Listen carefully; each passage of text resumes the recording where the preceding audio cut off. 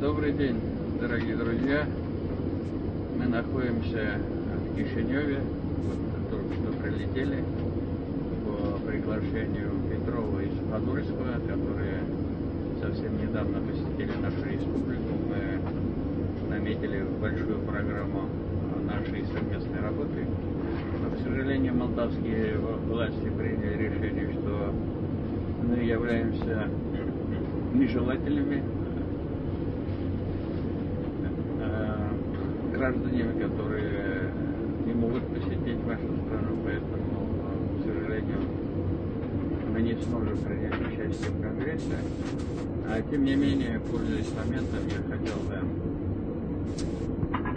поздравить вас с прошедшей Пасхой, пожелать хорошей, успешной работы.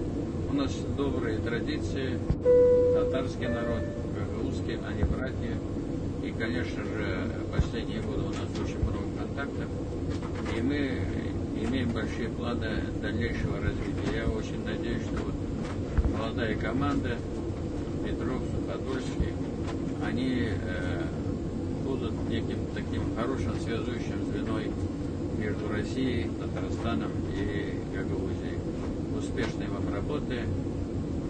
До новых встреч в Татарстане. Татарстан всегда вас ждет. Мы будем искренне рады вас приветствовать у нас в нашей столице Казани. Успехов вам!